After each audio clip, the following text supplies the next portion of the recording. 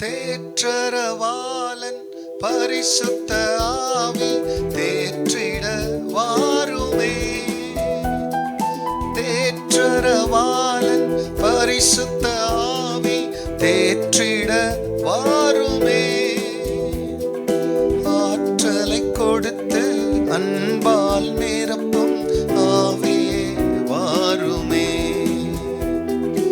ஆற்றலை கொடுத்து அன்பால் நிரப்பும் ஆவியே வாருமே. என்னை நிரப்பும் இயேசு தெய்வமே, இன்று நிரப்பும் உந்தன் ஆவியால். என்னை நிரப்பும் இயேசு தெய்வமே, இன்று நிரப்பும் உந்தன் ஆவியால். கர்த்தருடைய பரிசுத்த நாமத்திற்கு மகிமை உண்டாவதாக.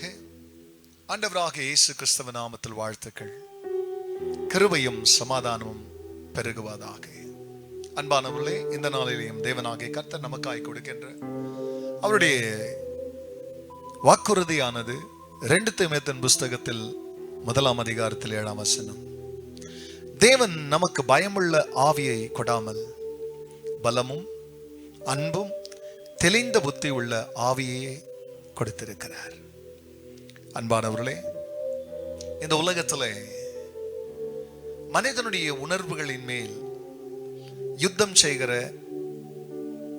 போராடுகிற பல கொடிய ஆவிகள் இந்த உலகத்தில் இருக்கிறது.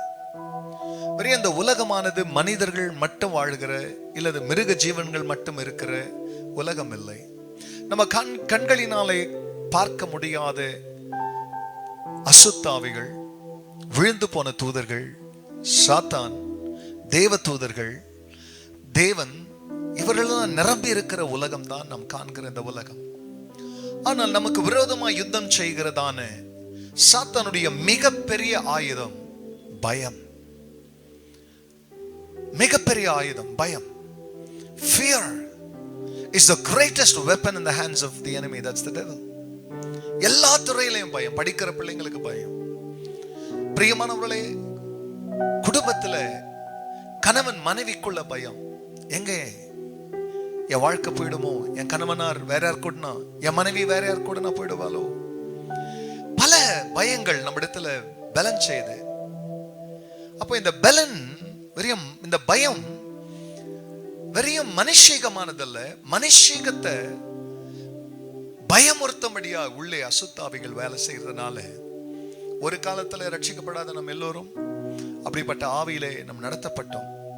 கொஞ்சம் ஏமாந்த இன்றைக்கும் அப்படிப்பட்ட பயமுள்ள ஆவி வேலை செய்யுது. ஆனா இங்க தேவன் அவருடைய பிள்ளைகளுக்கு சொல்லுகிறார், அன்றைய நாம் பயப்படுகிறதற்கு தேவன் பயமுள்ள ஆவியை நமக்கு தரல. அவர் அன்பும் பிரியமானவர்களே பலமும் தெளிந்த புத்தியும் உள்ள ஆவியை நமக்கு தந்திருக்கிறார். இந்த அன்பின் ஆவி, இந்த பலமுள்ள ஆவி, இந்த தெளிந்த புத்தியின் ஆவியிலே பிரியமானவர்களே நிரப்பப்பட்டு அதனால் நடத்தப்படுங்க.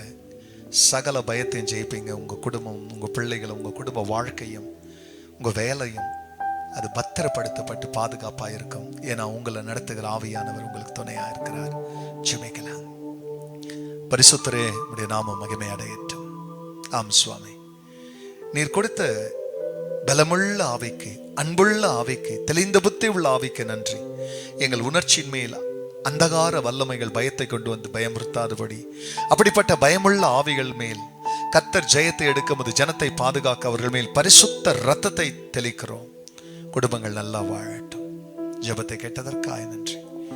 எல்லா மகிமையும் கர்த்தர் நேரிடும். நன்மை பரேசுவ நாமத்தில் பிதாவே, ஆமென், ஆமென். என்னை நிரப்பும் இயேசு தெய்வமே, இன்று நிரப்பும் உந்தன் ஆவியா. God bless you, church. Have a blessed day. Amen.